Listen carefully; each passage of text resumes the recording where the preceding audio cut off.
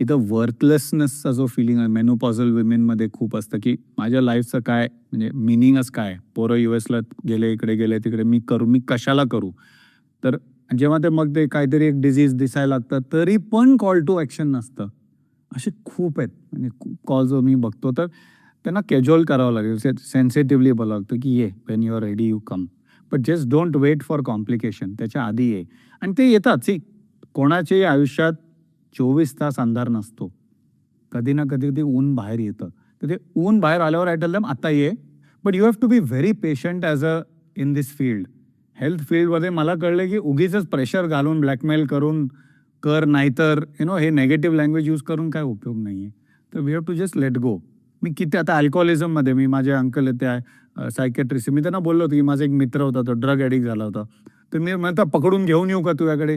तो बोलला, "कोणालाही घेऊन नाही यायचं."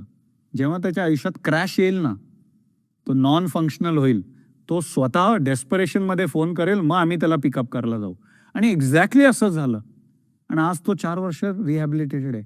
तर इन एव्हरी पर्सन्स लाईफ ते जेव्हा ते फ्रँटिक लेव्हलचं डेस्परेशन येतो ना, मगच तो घेतो. कारण प्रत्येकाचं बेअरिंग कपॅसिटी वेगळं आहे.